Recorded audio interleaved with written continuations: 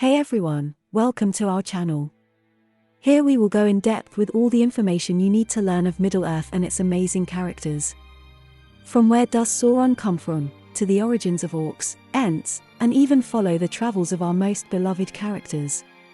So if you are a fan of this type of content regarding the history of Middle-earth, don't forget to subscribe for more. Also don't forget to turn on the bell notification to be notified whenever new content has been put up on our channel, Dwarfs of Khazad-dûm. About 2 videos will be posted weekly, so don't forget to comment and give a like to let me know that you are enjoying this video. So to not take any more time, let's get back to our video. The Scouring of the Shire was an event that took place in the Shire at the end of the War of the Ring, while Frodo Baggins and company were away on their quest. After the ring's destruction and Aragorn's coronation, the hobbits finally headed home. Before returning to the Shire, Frodo Baggins and company stayed overnight at the Prancing Pony in Bree, where they caught up on the last year's local events with the proprietor Barliman Butterbur. They learned that strangers from the south had come to settle in and around Bree, much to the discomfort of the peace-loving men and hobbits indigenous to the region. This caused much unrest amongst the locals, and in 3019, Bill Ferny, accompanied by several others, got into a brawl with a group of natives. A fight had then occurred in Bree between Bill Ferny's friends and some Bree men, such as Matt Heathertoes, with the former then driven out. Bill Ferny lived in the last house of Bree, and was an opportunistic backstabber who was little liked by respectable folk of the town. He served as a spy for the Ringwraiths. He relayed information about Shire hobbits to them, including letting the Nazgul know about the mysterious disappearance of Frodo when the ring fell on him. Apparently, Lotho Sackville Baggins, Frodo's relative, began a massive land grab with the money he had made from pipeweed sales to Saruman at Isengard. This gave him great power. With help from Dunlendings and goblin men sent by Saruman, Lotho took over control of the Shire, imprisoning many, including important folk. One of this folk was the mayor of the Shire, who decided that something had to be done to stop the corruption of the Shire. He was imprisoned, and Lotho, now calling himself the chief, began to stretch forth his authority and sought to control the Shire for himself. He then began to industrialize the once green and agrarian Shire, causing much damage. However, Lotho's rise was not without resistance. Pippin's father, Time Paladin II, started an upstart. Him and the rest of the Tooks hid beneath their lands and shot arrows at any ruffian that approached their borders. Since the ruffians were not able to stop this uprising, they decided to surround the lands of the Tooks. No one was allowed to enter or exit their borders. After this, Lotho placed harsher rules on the Shire, and other hobbits, including Frodo's friend, provided small pockets of resistance in the area. Gandalf accompanies the hobbits but parts way before arriving at the Shire to meet Tom Bombadil for a long-awaited talk. He assured the hobbits that with the training they received during the War of the Ring they would be able to resolve this problem. The hobbits arrived at the gates Brandybuck on a dark and stormy night. The hobbits found the bridge at Brandywine closed with a large spiked gate. When they demanded entrance, a frightened gatekeeper informed them that he was under orders from the chief at Bag End to let no one enter between sundown and sunrise. Frodo guessed that the chief must be Lotho, his greedy relative. They refused to comply with the orders, and Merry and Pippin climb over the gate to be confronted by none other than Bill Ferny. He opened the door for them but fled after seeing the hobbits had weapons. They are shocked at the state of the Shire, with endless rules, ugly new buildings, and wanton destruction of trees and old buildings. One of these was Sandeman's Mill, replaced by a big, noisy one, full of machinery that fouls the water and pollutes the air. All the cheerful inns are closed, so the Fellowship hobbits stay in the depressing, badly built new sheriff house. Soon the word reaches Saruman that the hobbits have arrived, and he sends sheriffs to arrest Frodo and his companions to bring them to him. The set-off for Hobbiton at the center of the Shire. The next morning, the 4 hobbits are met by sheriffs who attempt to arrest them for breaking several rules the night before. You're arrested for gate-breaking, and tearing up of rules, and assaulting gatekeepers, and trespassing, and sleeping in Shire buildings without leave, and bribing guards with food. The 4 hobbits laughed and moved on. Sam recognizes one of the sheriffs and tells him he should be ashamed of himself for joining in with such nonsense. One of the sheriffs quietly warned Sam that the chief had many men in his service. Leaving the sheriffs behind, the four hobbits found a half-dozen armed men reaching the village of Bywater.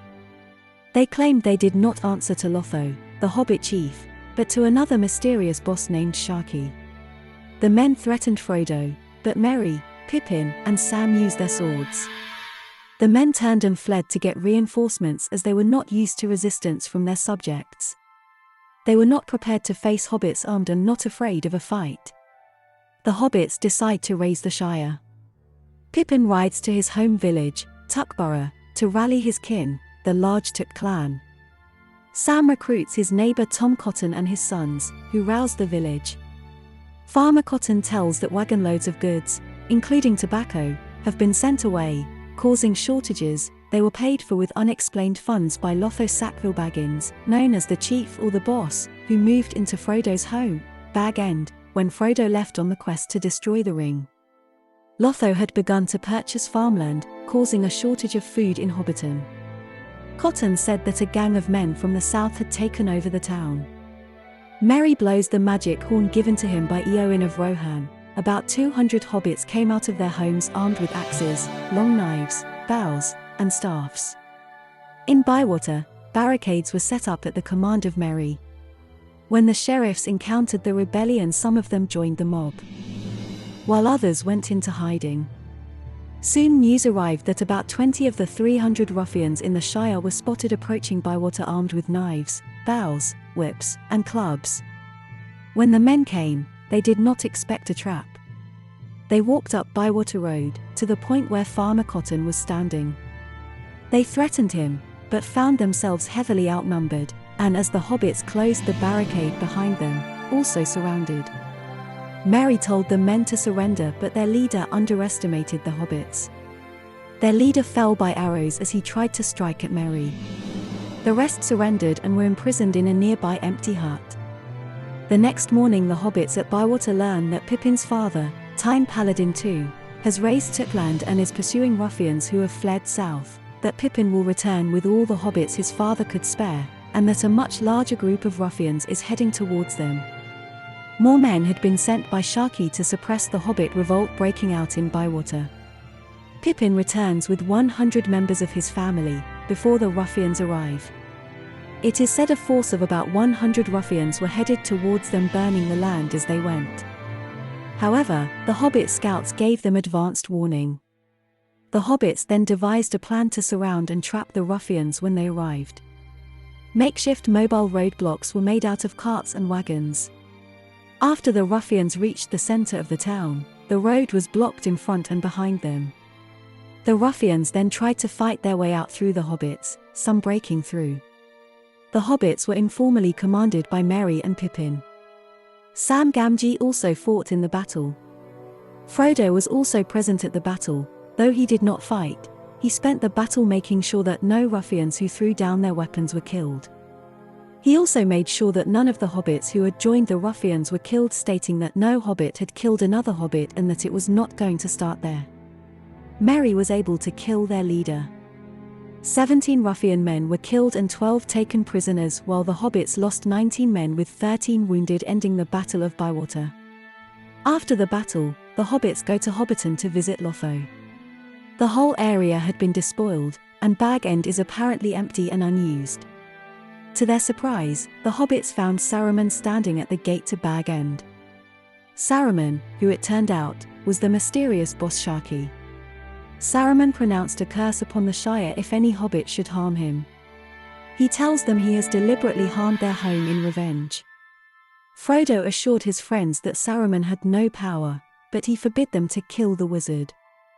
As Saruman passed by Frodo, he drew a knife and stabbed Frodo, but Frodo's armor shielded him as he was wearing his mithril underarmor. "No, Sam," said Frodo. "Do not kill him even now. For he has not hurt me. And in any case I do not wish him to be slain in this evil mood. He was great once, of a noble kind that we should not dare to raise our hands against. He is fallen, and his cure is beyond us, but I would still spare him, in the hope that he may find it. Saruman rose to his feet and stared at Frodo. There was a strange look in his eyes of mingled wonder and respect and hatred. "You have grown, halfling," he said. "Yes, you have grown very much. You are wise and cruel.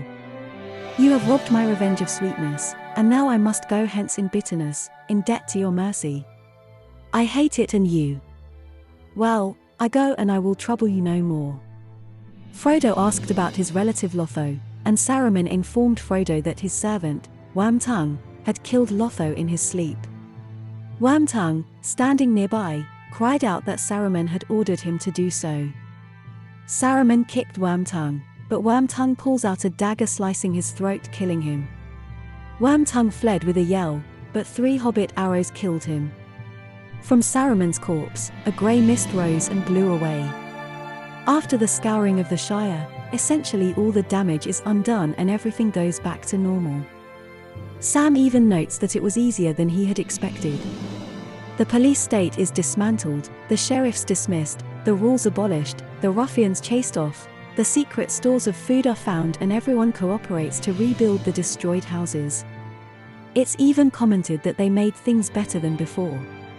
Had the trees been left destroyed, it could be used as an example of the cost of war, but Sam uses magic dust given to him by Galadriel to regrow all the trees. He plants the tree nut given by Galadriel, which grows in an amazing rate where 1 year seemed like 20.